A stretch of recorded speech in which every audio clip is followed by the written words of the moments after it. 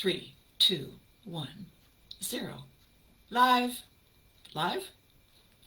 Are we live? Are we live?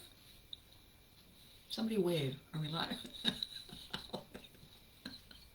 Somebody wave. Are we live? We're live. I think today is going to be a very interesting day. Hello, everyone. Give me a second. I actually am a minute early. Hang on a second. I just have to go to the screen. I have to refresh. And then I have to talk about this.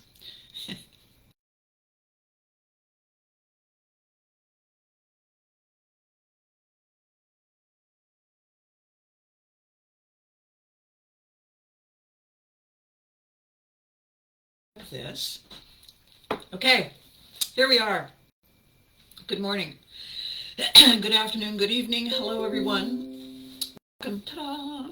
Welcome back. I'm Abby Haggard, and this is my twice weekly video that I have been doing since November. And so this is episode 62. Oh my goodness. You realize that next Thursday it'll be 64, which is when we'll be 64. I'm going to talk about something kind of crazy today. And it's funny how the universe is sort of handing me stuff and saying, here, say this. And usually it's the little guy in the back of my head who says, dear, try this. And I do. And then sometimes it's fabulous and sometimes it's, what? Why? Why would you give me this? I don't know. So before I get carried away and fall off the side of the cliff and start running madly downhill, I want to say something about this process and why I'm doing it, because I know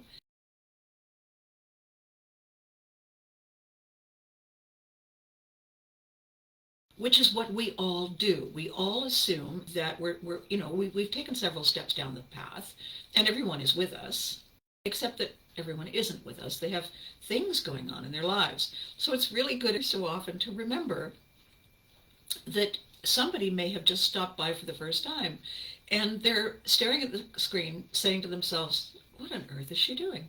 So for the benefit of those who have either for the first time wondered, what on earth am I doing? Or for many of you who have wondered for a long time, my goal in posting on social media, my goal in going to these lovely live fan events, my goal in telling you stories, in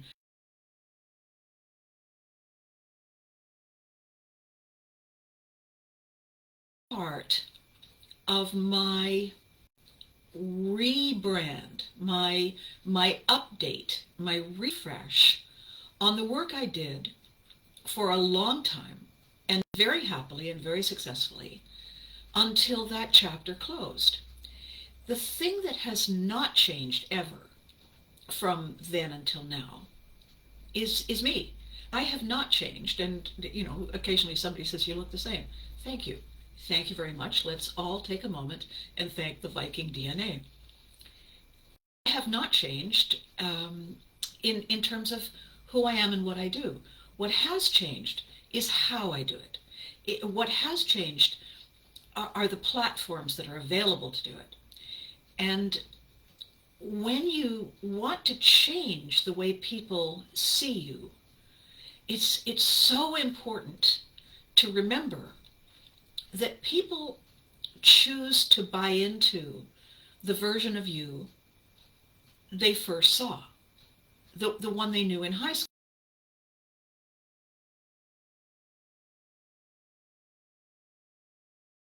Staying out far too late together. That's the you people know. That's the ripple effect of fame. As one of my very, very clever showbiz kids said, fame is the echo of the parade gone by. Good morning, Garen. One of my showbiz kids, Dwayne Keogh, said, people don't go to a concert to see you now. They go to the concert to relive what it was like to see you then. They want that same magic coming back again. That's why they buy the ticket. Now, once they get there and they see all the people and they hear the rumors that there's going to be new songs, or they've heard new things on the news, now they're interested in what is new, but really they're still there for what they bought into. And that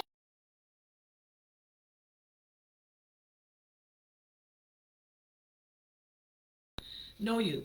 It can be as small as going to the same school that your older brother or sister went to, and the principal and all the teachers say, "Oh yes, yes, I taught your brother. I taught your sister. Sit down." Or, "Oh my goodness, I taught your sister. Sit down." Either way, it's a thing you have to lean into and live up to. So what happens to us is, while we get all caught up in stuff, we're having a conversation with ourselves, with that guy in the back who hands us out stuff to do. And we aren't sure, because we're really not paying attention, if anyone else is on board, if anyone else read the instructions, if everyone else saw that you're supposed to leave your shoes outside.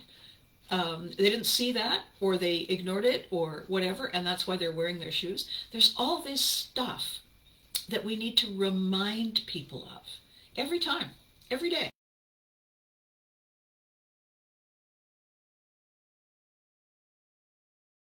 You must somehow see me on Facebook, and that's a mistake, and I apologize for that. So, I'm Abby Haggard. A long time ago, back in the mists of time, I stumbled sideways into a career in the entertainment industry, and caused myself and many others the utmost damned astonishment by the outcome. And two of the things that happened that made me sort of let's say, a small H household name was my auditioning for a television show that I didn't think was going to go anywhere, and in fact went all over the world, and it was called You Can't Do That on Television. And it's I think it's on Paramount Plus right now, at least the first season is. However, it's on the internet, it's on YouTube. So if you have never heard of me, you've never seen me before, you have no idea what You Can't Do That on Television is all about, rather than take the time to tell you, just when this is over, Google it. And I played a mom, so you can type in You Can't Do That on Television.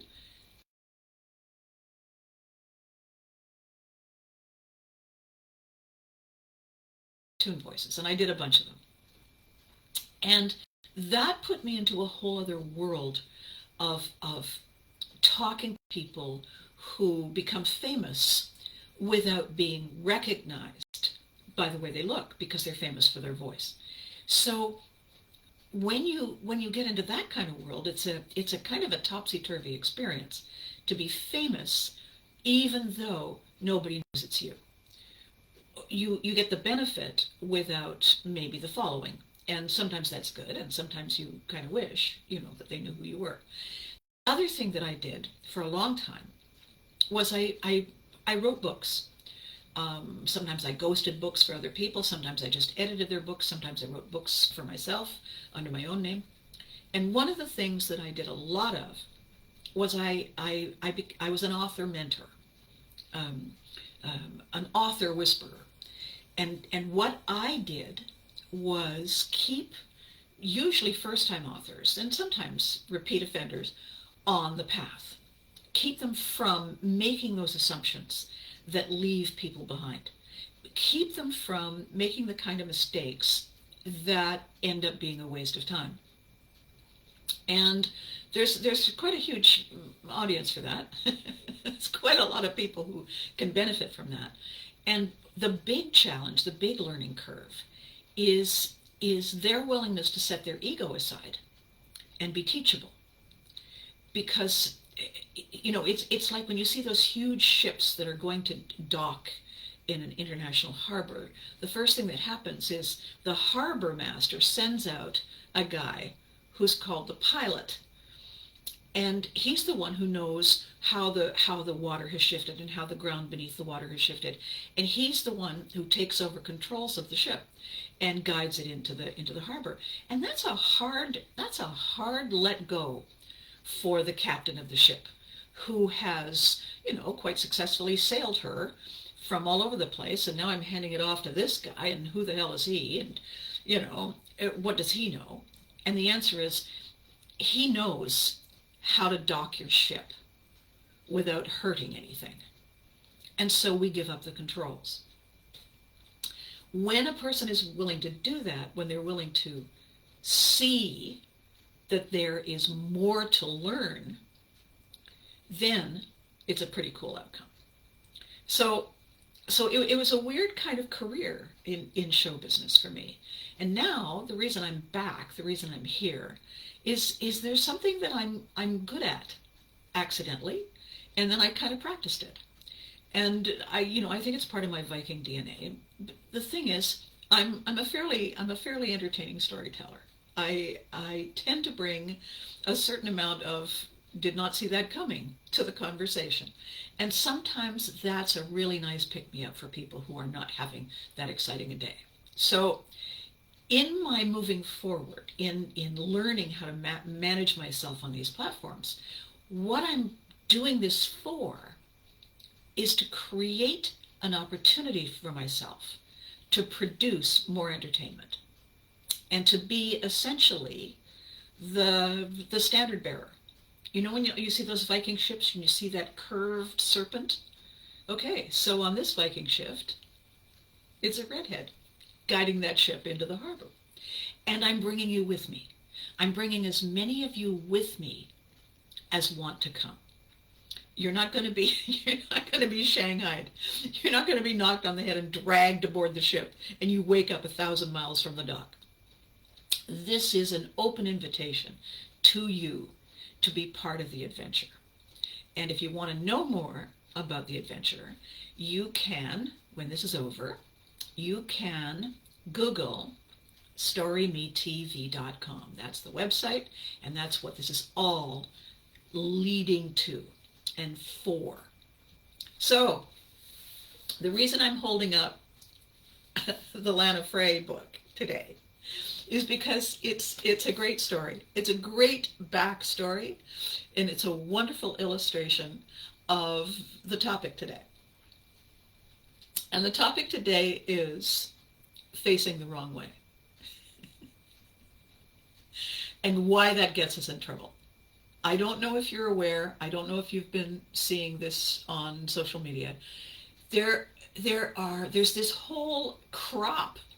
I don't know where they came from. It's an invisible bus full of them, and it has landed, it has parked, the doors are open, and there's all these suddenly experts on manifesting, calling out of the ether happiness and success and wealth and abundance, and they're all telling you be this and imagine this and claim this. The thing is that none of them are giving you any instructions. And one of the big things they're talking about is manifest this, and then of course when it doesn't work, because it doesn't work if you don't have the instructions, then they talk about counter manifesting, which presumably is going out of your way to ask for the wrong thing, the thing you don't want. Why anybody would do that, we say to ourselves. So all of this stuff, some of it is genuine, and some of it is, good-hearted people looking to find a way to make a living, and they've got an idea and they want you to buy it, and they'll thank you for buying it, and then carry on with what you're doing. So that's what I'm going to talk about today, because it's a quick aha. It's a quick aha. I just said the word aha, and Garen is watching. It's a quick aha. It's a quick aha moment. It's a light bulb moment, and we'll have fun with it. So, my fabulous client at the time, her name is Marin. And she is lovely. She's also a redhead, so I mean, right away. And what she was doing at the time when I met her through this writer's agency I was working at, she was a reality television producer. And she told me so many things about reality television that well, you know, it was a real, you don't say, oh my. And the perils of, you know, the perils of show business are such that if you think it's a train wreck, wait till you see behind the scenes. Wait till you see what's really going on. This is just the tip of the train wreck. There's a lot more where that came from. So what Marin had done is she had come up with this idea. She was turning whatever age it was when women start thinking, why am I alone? What if I want children? And she'd gone on all the dating sites and she tried all the stuff and it didn't work. It didn't work for her. She went on speed dating and anyway, she's telling me all this stuff that she had tried. And it was hysterically funny because, of course, guaranteed to not really turn out that well. And she said, and then I had this great idea, Abby. I decided, I got this, you know, you check your bank account every so often. And all of a sudden there was like a ton of money in it. And there was a ton of money that I hadn't expected. And, you know, it's always a welcome thing, but you kind of want to know why. And when she looked into it, she discovered that there was a project she had done such a long time ago that she more or less forgotten and set it aside. So this was the money for it. And it came such a long time later that she'd forgotten. So in her mind, this was found money.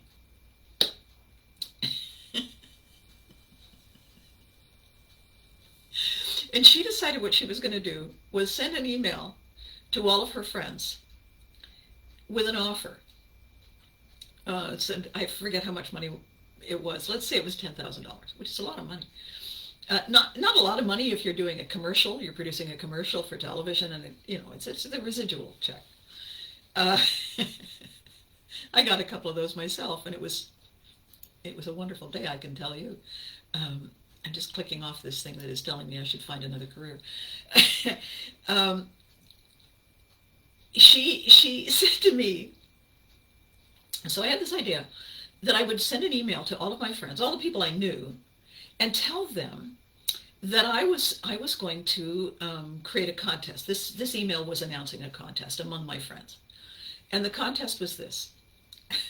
The first person who introduced her to the man she would marry within a very short time period, because her birthday was coming. The first person to introduce her to the man she would marry, she would give them that money. I said, what? And she said, yeah, I figured, you know, if they would find somebody that they felt was, you know, suitable for me, because they knew me. So rather than me trying to do it by myself, because clearly that wasn't working, I figured I would ask my friends to, and I said, you told people that you would give them $10,000 if the person you married within however many days was the one they introduced you to? And she said, yeah. And I said, well, and how interesting an exercise was that? And she said, well, you wouldn't believe the people they sent. And I said, sure I would. Sure I would. You offered them how much money? $10,000? They sent everybody they knew on the off chance. And this is on the phone. And she said, oh, God. And I said, if you offered me $10,000 to find you somebody breathing, it's what I would read in that email. Find somebody breathing, and what are the chances? Cross our fingers and toes you pick one of mine. I'm getting 10 grand. And she started to laugh, and she laughed really hard for a long time, and she said, that explains so much, really. And I said, so what are we doing with this book? And she said, well, it just went so off the rails so quickly. I thought it would be a really funny train wreck romance. And I said, well, we can certainly make it a whole lot more interesting now, can't we? And she said, oh my God. So I'm not giving away the spoiler. I'm not giving away anything about the book. Marin is a fabulous writer.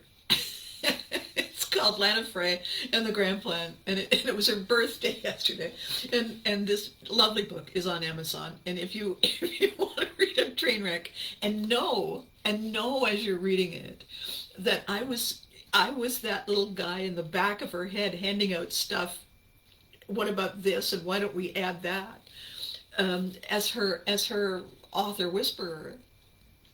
And we would get on the phone once a week and howl with laughter at the disastrous things she would go through, because a lot of it was based on, she took a thing that really happened and then kind of twisted it and changed all the names, of course, to to protect the innocent and the guilty.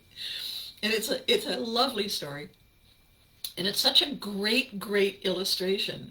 I'd send all sorts of people to. Yes, you would, Garen. That's the problem. And the thing is that you've got the kind of brain that you would send all kinds of really interesting wrong people.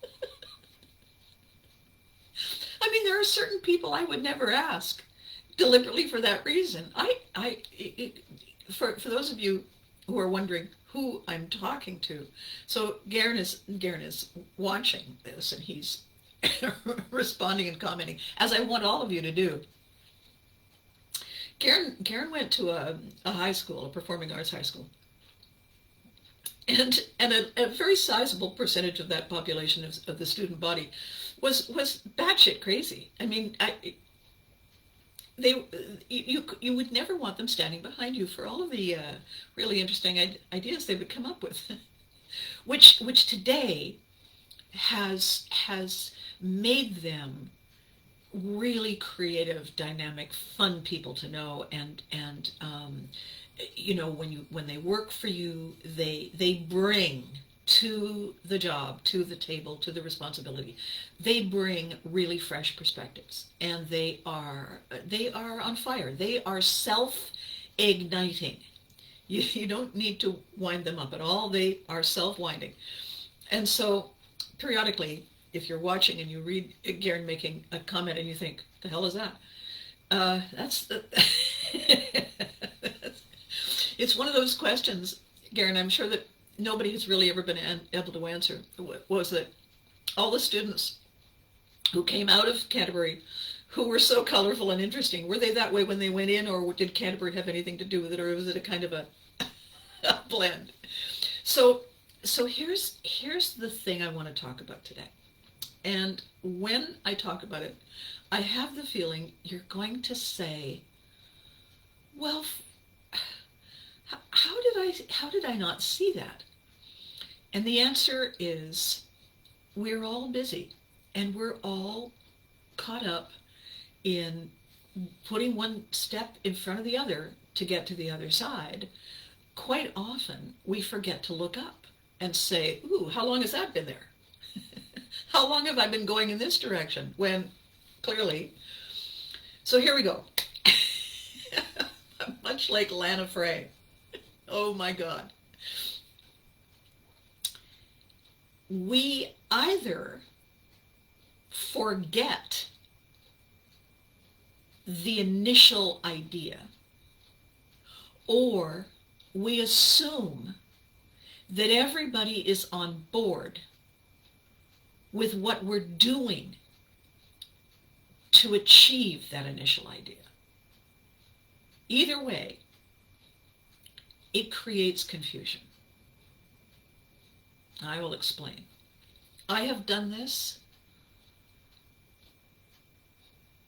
probably more than once a day, every day of my entire life. And it was the source of most of my comedy, because all I had to do was tell people what happened yesterday.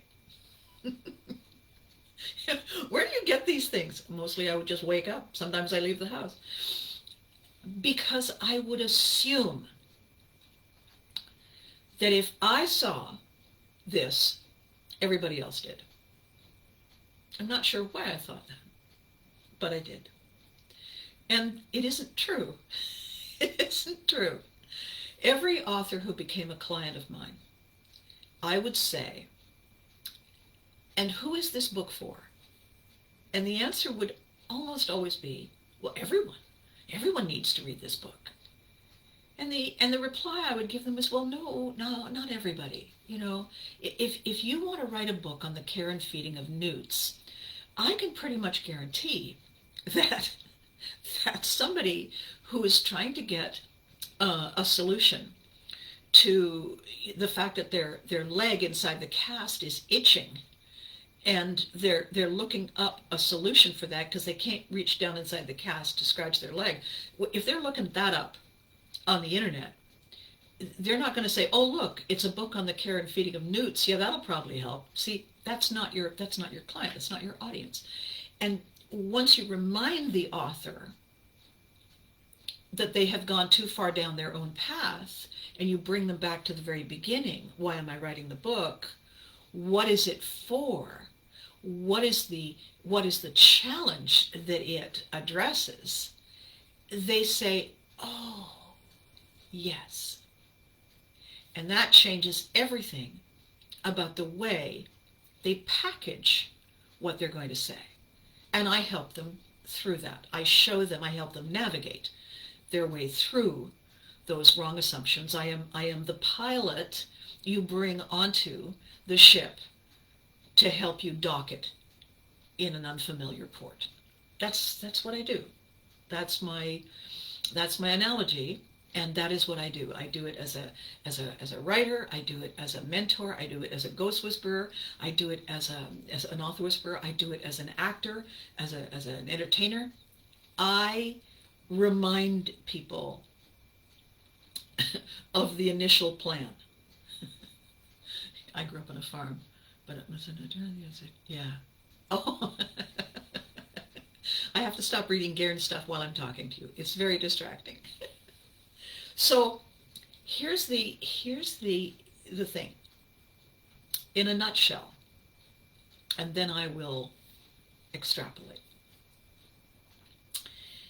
Let's say you go to a fast food place. You are in the drive-thru. It's lunchtime. And you get to the order please window. And the person says, order please. You tell them what you want. You don't, hopefully, you don't say, yeah, and how long is it going to take? You don't, hopefully, assume that they can read your mind. Although sometimes the person says, order please, and in the car you say, oh, yeah, I want, and then you tell them. But you're jolted out of the reverie because you have already made the decision that if I'm in the line and I get to the thing and I place the order, I'll get the food I want. We forget that we have to tell them what it is, right? So then you tell them what it is. Now, if you said, well, I'll tell you what I don't want. I'll tell you what I've had just about enough of. And then you proceed to list the 87 things that you hated the last time you ate anywhere.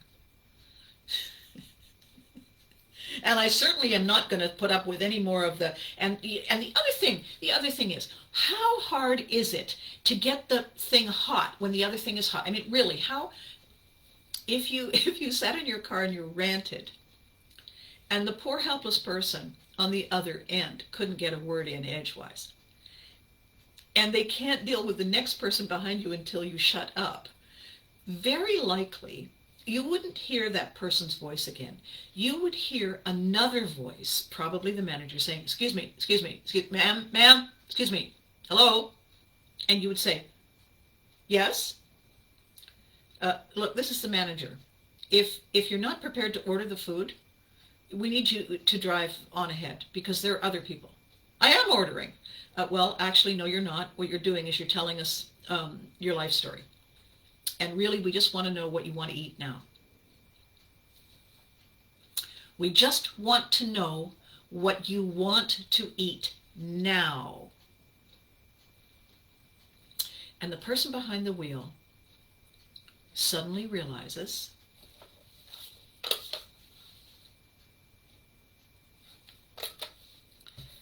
that they talked about all the things they don't want at the place where the things they do want is there waiting to be served to them. I'll say that again. The person behind the wheel who rants about all the things they don't want and then gets all wound up and carried away and starts talking about all the other things that they're not happy with in their life is using up the time and space and opportunity to actually have what they want, and instead they're talking about the things they don't want. We all do that. I've done it. I am learning every day to try a little harder not to do it. But we all get carried away. We all get caught up in assuming that everybody else knows what we're talking about. Everybody else was with us at the beginning and has been with us every step of the way, and we assume they know.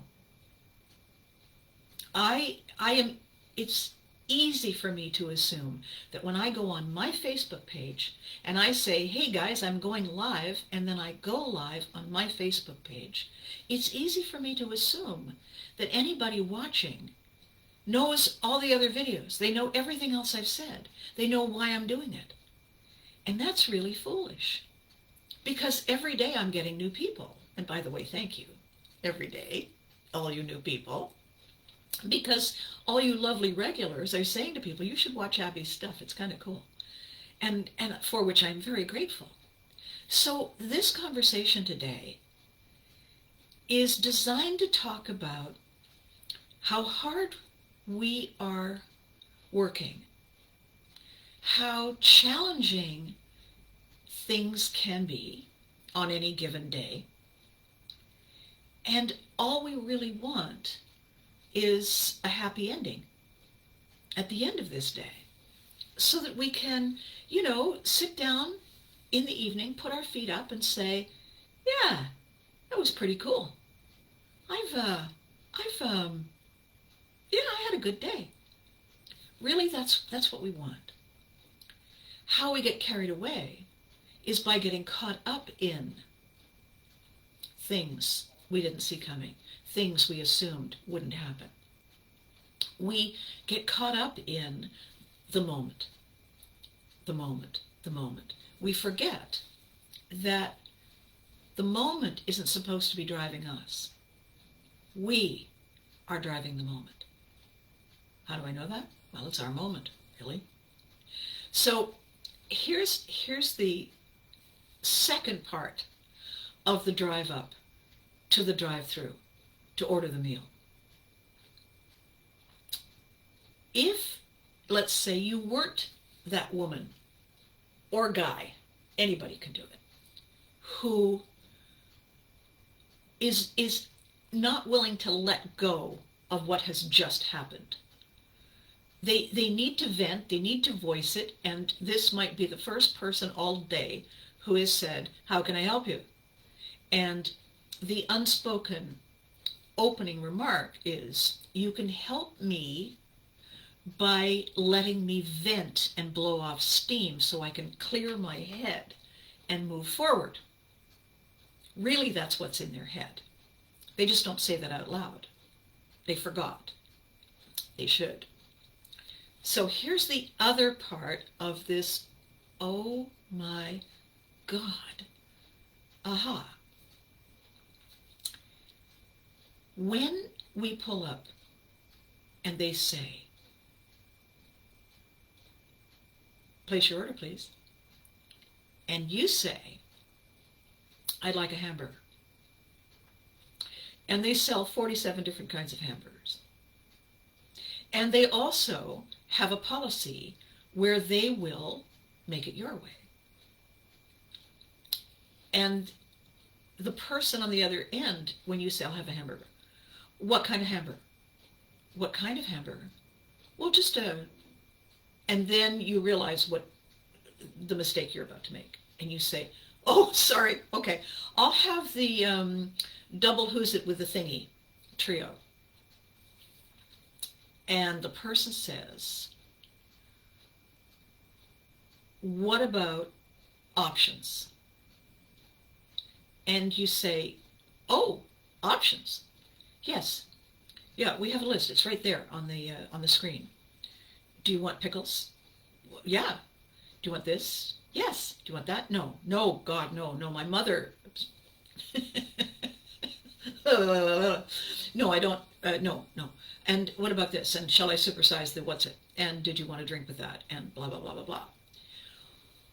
When we have given all the details to the person taking the order, we have done something we all forget to do all the time, every day. And it's this. We forget to be clear. I'll just have a hamburger.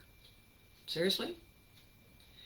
Just a hamburger is a cooked beef or virtual beef patty on a bun. Technically, that's a hamburger. That's it? Well, no, oh, okay. So what else did you want? Now you start to describe how you want the burger, what you want to eat that is part of your mental image of a hamburger. And you're going to tell this complete stranger who has no idea what you like and don't like.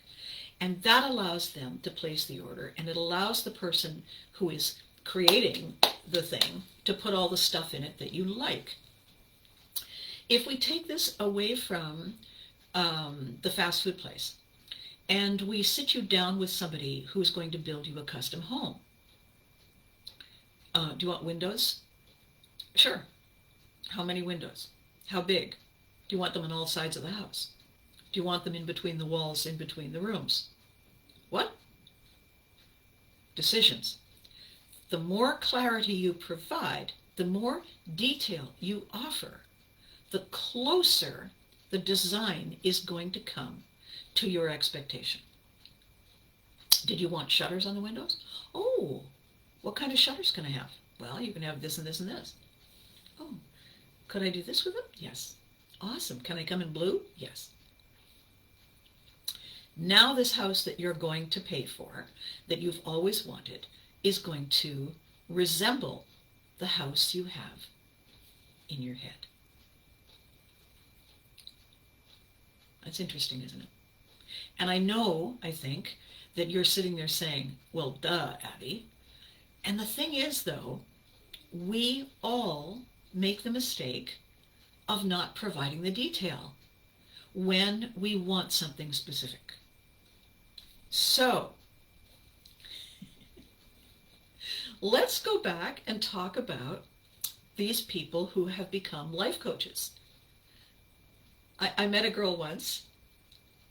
She would have been about 25. I was doing a talk at a business luncheon meeting.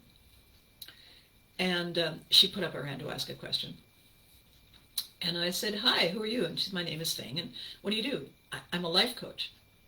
I said, you're a life coach? And she said, yeah, I just graduated from the coaching college. I said, you graduated from the coaching college. How old are you, ish? Like, don't, you know. And she said, oh, I'm proud of it. I'm 24. And I said, and what did you do before? And she said, well, so I went to school, and then I went to community college, but I didn't really see anything I liked, so I just got a job waitressing. But then I heard about this, and I thought, oh my God, I would love to be able to tell people how to live their lives. And I'm standing up there on stage, and I said, how would you know? You're 24. You've had one job. Are you married? No. Do you have a boyfriend? I've had a couple of boyfriends. Okay. Have you had any crisis in your life? House burned down? People run away with your purse? No. Okay. Who are you going to coach? What are you bringing? And she said, I don't understand. And I said, well, okay, so what did they teach you at the coaching college? And she said, well, they taught us all the techniques. Okay, the technique is how. You have to have the what. We can only do what we know. And she said, oh, they never taught us that. Did you pay for the course? Yeah, it was really expensive.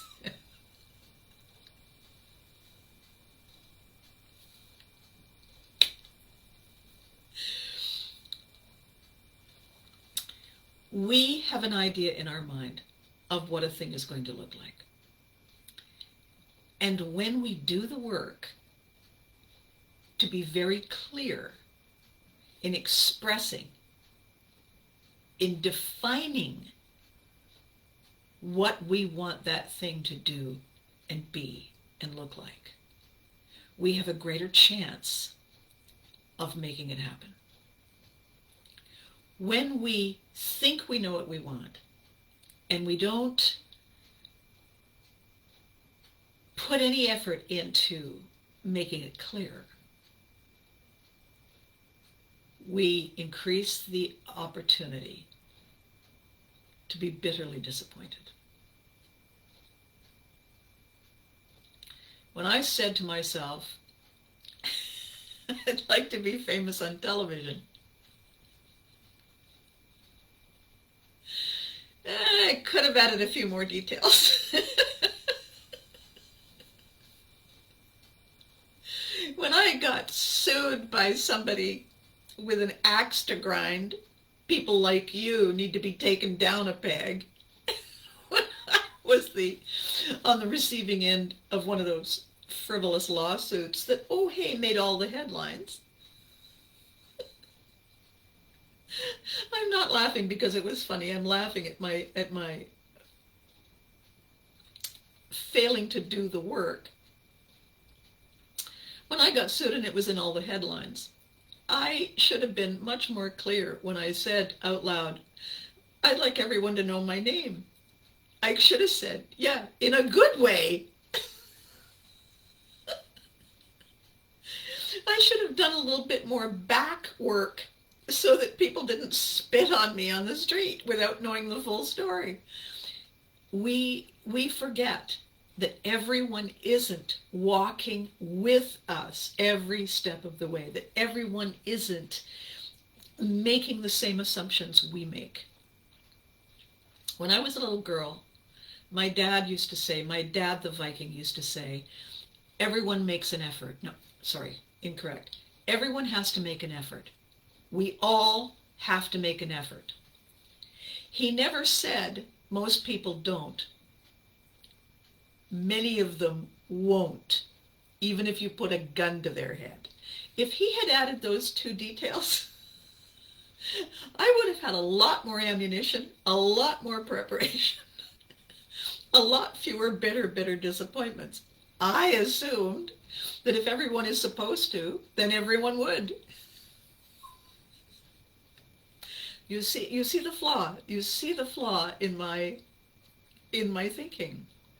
I was so far down my path. Okay, back to the beginning of what it is that I want to say. For those of you just joining us, and for those of you who have forgotten or were busy while I was talking, and were just kind of staring at the screen and wondering where I get my earrings, or is that really a shoe behind me over there? And yes, it is. My goal in creating entertainment, in producing entertainment, in creating content that people will enjoy, is bigger than, my goal is bigger than creating a diversion, creating a distraction, giving you a timeout from the garbage that you deal with every day. My goal is bigger than that. My goal is to give you a slight new perspective that you didn't know was there. Show you where that new perspective is that allows you to see how amazing you are, that allows you to see the gifts you have, the talent you bring, the value you add, because you're you. And the reason I do that is not because I'm Mother Teresa or you know, this Pollyanna type. It's because a positive frame of mind, a positive understanding of who we are, builds our confidence, makes us eager to get up and face the day. And when we are eager to do that, we are of value to others in a totally different way. When we are confident, when we know who we are and what we have, and how it can change the nature of the game, a really interesting thing happens. We stop chasing a dream. We start running after. We stop running after that thing that is just out of reach, that wet spot on the highway. We stop being frantic and desperate and needy and vulnerable. We start owning our momentum. And our momentum, our positivity, our belief in ourselves, our confidence has a magnetic pull. It has an attraction. When you see somebody who's just glowing, you want to stand closer to them. Even if you don't know them, even if you're not ready to say, hi, my name is, you want to be a little closer to whatever that is, because it's awesome, feels good. Walk down the street and smell something good, we want to go stand closer to it, find out what it is. People are attracted to positivity. People are attracted to something that feels like a win. We grow our tribe automatically. And the whole tribe, we're all different. We're all unique in our own special ways. Some of us are a little more special than others. However, if we all go into it saying, I'm walking here. How you doing? The rowing that takes place on that boat is amazing. It's amazing. When we're all in it together because we want to be there, because it's awesome, there's less infighting. There's less fear. The fear is replaced by anticipation. And that's how we create a lasting win. Why I'm doing this now, as part of Story Me TV, I took a little side detour when I realized I was looking at headlines and I was watching posts from people who are intelligent and creative and caring and fun and uplifting, and I was seeing something else. I was seeing exhaustion, and I was seeing sadness, and I was seeing disappointment, and I was seeing confusion, and I was beginning to see anger and resentment, and I was seeing a lot of things that stifle growth. and gray the skies. And I thought, you know what? I got it. I got an app for that. I got an app for that. And I'm going to show them what it is. I'm not just going to show them what it is. I'm going to show them how to use it. Because having the instructions gives you all the power. Without the instructions, we're guessing. And guessing is pretty much an 80-20 rule. 20 being getting it right. So, today, this video is about, let me try this one. Today, this video is about manifesting and counter-manifesting. And the people who are at a place where they're willing to pay good money that they've worked hard for insights and tricks and tips and shortcuts and tools, and maybe teaching how to make it better. And they start, and the first thing that happens, and the second thing that happens, and the third thing that happens is things get worse. That's devastating. Because by the time we're teachable, and by the time we're willing to spend money to fix it, we have stepped outside our comfort zone where it's not that bad, and we're in our discomfort zone. And we're willing to do the work. And when we try to do it without the right instructions and we get it wrong, it's almost worse than not trying at all. Like those diets, like those exercise routines, like those housekeeping tips. And then you look it up afterwards and it's a scam. And you feel terrible. You feel like a fool that you did that. And if you were already feeling badly, now it's worse. So this is the answer. This is the answer. This is how you fix it.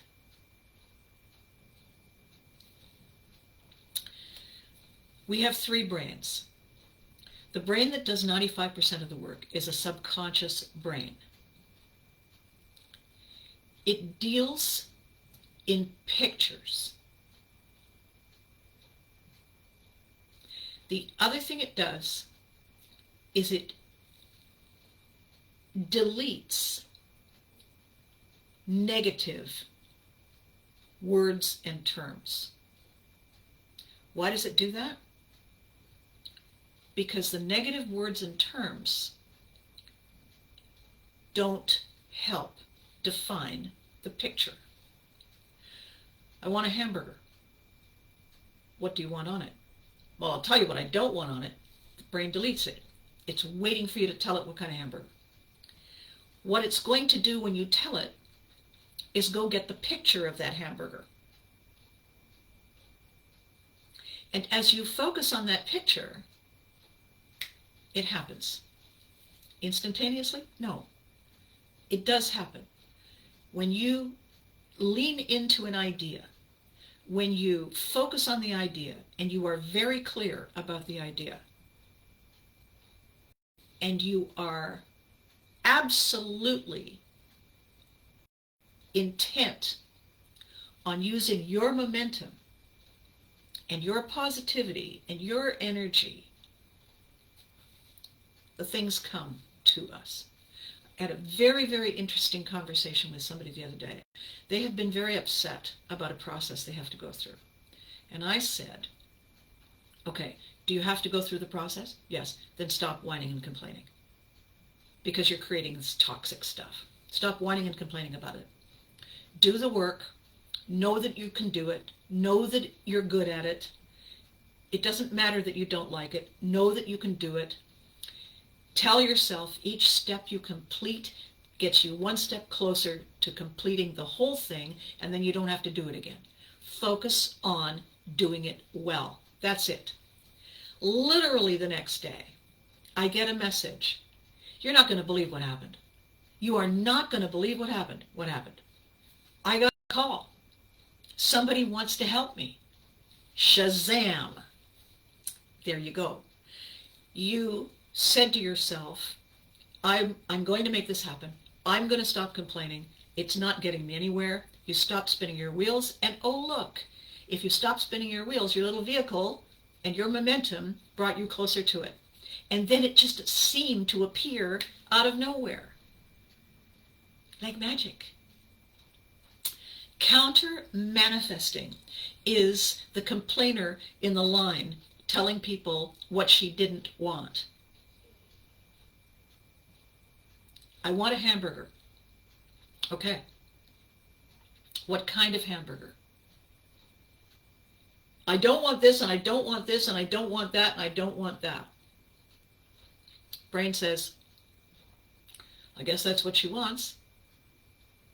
And that's the hamburger you get. That's the picture you described.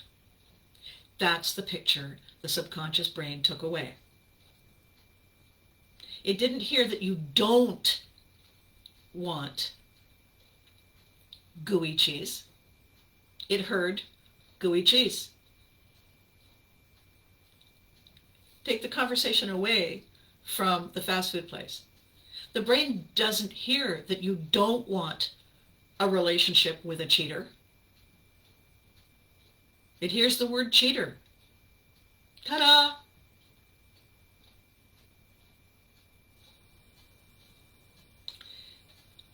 You tell the brain, I don't want to work at a place that ridicules me.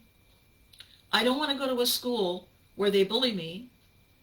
I don't want this that is that ugly thing. And you say it over and over and over again. Brain says, okay, ugly thing coming up. She kept talking about blue as well. And that's what you get. Counter manifesting. Manifesting, I want one of those hot, rich, warm, fragrant, slightly spicy hamburgers. You can taste the freshness. I want it with pickles and thinly sliced onions and some ketchup and some mustard and some relish. And I also would love to have just that hint of ranch on it. And I'd like the bun to be soft, really fresh, slightly crispy because it's just been golden browned. That's the kind of hamburger I want. Brain says, coming right up. You want fries with that? So the story today about my father saying, everyone has to make an effort. And me assuming that meant everyone will. What I forgot to do, and I have forgotten to do, and I still forget to do, unless I look at the list of stuff I've written down and is stuck to my wall beside the screen. Ask them why they're here. Ask them what they want. Ask them how hard they're willing to work. Ask them for a reference from someone they worked for before. Find out who they are. Find out what they want. Then you will know what kind of effort they're willing to make. Sounds ridiculously simple, doesn't it? Sounds ridiculously silly. Yeah, you know what? Here's the thing. I tried it a couple of times. It works.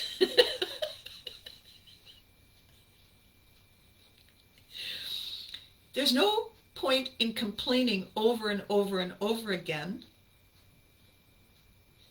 Venting is a necessary step to get the toxic frustration out of your system. You don't get rid of the toxic frustration by continuing to vent. you grow more. You get madder. You get more frustrated. You relive the moment. Brain says, apparently she likes that. Let's give her more opportunities to be that pissed off and frustrated and disappointed. Last thing I'm going to share with you today. It's really cool. And it has to do with writing, because we all write things from time to time. Maybe not books, but we all write. I said this thing that is scientifically studied and proven. The brain that does all the work, the subconscious brain, deletes everything negative. Automatically, it deletes it. So it doesn't understand that cheating, lying, stealing, deadbeat, doesn't understand that those are negatives. What it understands as negative is anything with a not or a no in it. Don't, won't, can't, all that. And the one that is invisible, that is fascinating and yet true, the word but is a conjunction. We use it in sentences. I'd love to go to the movies with you, but I have to. We do it all the time. Here's the thing. When the subconscious brain hears the word but, when all the brains, all three, when they hear the word but, they delete what you said before the word but. Would you like to come to the movies with me? Oh, I'd love to come to the movies with you, but I have to wash my nylons. The brain hears this. Would you like to come to the movies with me? I have to wash my nylons. That's what the brain hears. It doesn't hear the apology. It doesn't hear the yearning and the longing and the positive emotion. It hears the rejection. Person walks away. The person, the other brain, the person who asked you, walks away. All they heard, all their brain heard was, I have to wash my nylons. The other person walks away and thinks, well, I guess going to the movies with me is fairly low on the totem pole. If that's all they had to say. No, honey, they said they'd love to come. What? Well, obviously not. I don't remember that part. Obviously not. If they'd love to come, they could have washed their nylons later. So, when I learned that about 8 years ago, in the course of writing all this stuff. So, I got into the habit of trying to correct it, doing my best to correct it. And I would write sentences for people or, myself, editing things. And I gradually taught myself to be aware of the word but. When I saw it, I would find a way to restructure the sentences, how I could, to maintain what they wanted to say, losing that negative deleting tool. And it was interesting because it caused the whole kind of language to be structured differently. Shorter sentences, clearer ideas. It improved exponentially simply by removing that word. So that's a hack that we can all use. It takes time, it takes practice, like any good new habit. It takes practice. Repetition is the mother of success. If we can learn to remove those negative words, we will make ourselves clearer to the other people we're talking to. We will increase in their perception of us how fun and awesome and positive we are. And every next thing, the ripple effect has an impact. Isn't that a weird, cool little hack to know? So, today I talked to you about the Land of Frey train wreck, and I'm not pitching for you to buy the book, although if you're in the mood for one of those ridiculous train wreck romance books, this one is really good. It's not because I was involved. She had a wonderful idea, and together we executed, we polished it, and I'm just so honored to have been part of her process because it's a great story. And it illustrates this so well. If you get the book, I think it might be an audiobook, or an ebook, so you don't have to, carry around the paper version of it. The wonderful thing about it, though, is that it's a charming illustration of the lesson today, that how you manifest, and manifest is a kind of a woohoo word for attract, draw to you. It's not the law of attraction. It is like finds like. If I am positive, I draw positive people. I draw negative people too. They just don't last. They start off saying, "You're always so cheerful," and they end up saying, "Why are you always so cheerful?" And they go away by themselves.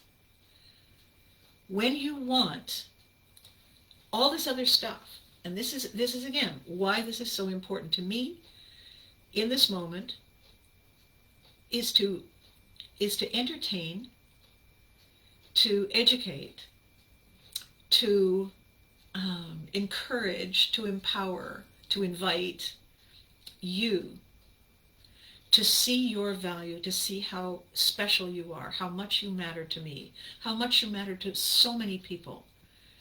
And all of this other stuff that is going on around us. We have so much stuff, so much negative stuff. Rather than allowing ourselves to get sucked into it when we're feeling at a low ebb, because at a low ebb is when you're easily sucked in. If we're at a high ebb, we feel that negative stuff coming, and we have the energy and the flexibility to lean and let it pass on by. We have that opportunity. We have that talent, that ability. And the other thing is, you're awesome. You deserve a great day. If you've accidentally picked up habits and tools that aren't taking you there are instructions on how to correct them. The instructions themselves are fairly simple. They're fairly straightforward. It's not like you have to go back to school and take algebra.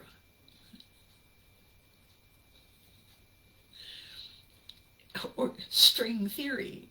String theory. I immediately think of a small cat, and anyway. Everything about my opportunity with you is to give you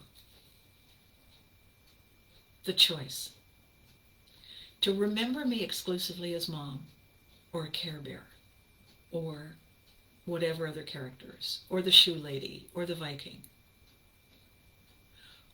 or welcome me as a new friend, someone who has been through stuff. Some of it might be the same as yours. Some of it might be different. I've been through stuff. And I've made a decision that I'm not going to allow the stuff to own me. There's a beautiful saying, and I keep forgetting who it was who originally said it. It's important to remember. And I first read it in a mystery novel, and then I went and looked it up. And they were talking about this cop whose character dug deep and spent a lot of time talking to, interviewing, thinking about the worst kinds of killers.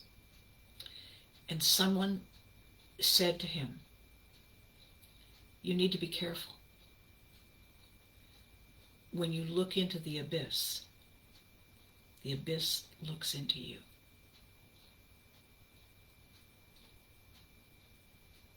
When you look into the abyss looks into you. What I hope to do is show you there are other places to look. And there are other ways to get where you want to go. And I'm not just saying be the change. Just look in the mirror and like yourself. I'm not saying that. I'm saying there are steps. Try these. See if they work. Let me know. So the business about the I want a hamburger, and here's the hamburger I don't want. Manifesting and counter-manifesting. What we want to do is achieve our goal. Focus on that. Focus on exactly what that goal is. Oh, Riley, is that who it is? Thank you. Thank you. I How did I know you would know that? Riley has just given me the author of the quote. When you want something, remember why you want it. Remember how excited you were when you first thought of it. Remember how exciting it is every time you think about it. And keep that as your purpose. Keep that as your frame of mind. How excited you were when you thought of it. How exciting it is every time you go back to it. And how exciting you know it's going to be when you get there. Every time I do a show, every time, even these, right before I click live, and then wait to see what happens. Right before I click live, I look in the lens of the camera, and I feel the excitement, I feel the adrenaline, and I say out loud, okay, kids, it's showtime.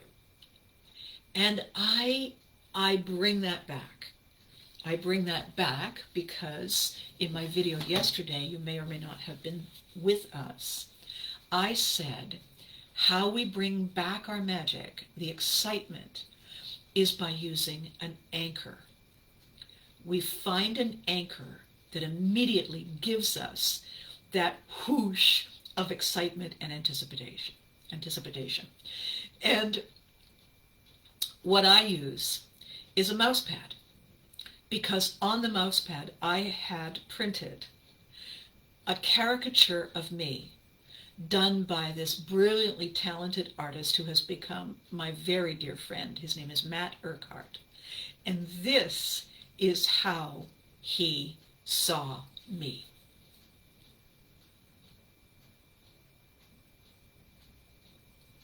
Can you imagine my overwhelm when I first saw the drawing? How magical it felt that someone would and could create that for me. That's my anchor. So every time I get ready to do a show, I have the mouse pad with me. I have a little paper with it on it. I look at it and I say, okay, kids, it's showtime. And my alter ego and I begin. If I can do it, you can do it. If you do it, I would love to hear how it turns out. Fair enough? Awesome. Okay, a little long today. Oh well. It's Thursday. In Canada, we're celebrating that day when Canada became Canada. We'll be doing that tomorrow. And in the United States, on the 4th, you will be celebrating when America became America. So there will be a lot to bring to those events. There will be a lot we need to do and think about and focus on to make our experience of that moment awesome. We are revisiting an important moment in our time. We get to choose what that visit is like. We get to choose to be teachable, to lean in to the positive hack. We get to be the captain who happily, gratefully hands over the controls of the ship to the pilot who can help dock it safely, so everyone wins. We have the power. We have all the power. We get to choose. So I, of course, will have something to say next week about the weekend. I will be watching my friends' posts. I will be having conversations with my friends who live south of the border from me. I will be paying attention to what is going on. I know that there are difficult things. I know that there are difficult times. I know that there are challenges. They're all around us. The thing is, they have always been all around us. It is simply the flavor of the challenge that changes over time. And it is also up to us to bring our own flavor to the moment and say, I'm walking here. I'm doing it this way. How you doing? We get to choose that. We get to create the momentum that attracts the positive. It's ours to own. Isn't that incredible? It's free. It's ours to own. So between now and next week, when all of the hoopla is over, they stop setting off fireworks and scaring the dogs and the pigeons and the bumblebees and everything. There will be new work to do and fun things to talk about. I am so grateful and so fortunate to have you in my life. I am so proud that I have something to share that you feel has value. I am so proud of that. I'm so grateful. And all I would like to ask you to do is, if any of this resonates at all, tell your friends. I have a YouTube channel. Subscribe. Help me grow this. Help me add more boats to the flotilla so we can all row and get to the other side. Like, comment, share. Do that for us. Fair enough? Awesome. Okay, in the meantime, be good to you. How do you want your burger? Hug your loved ones. Bye for now.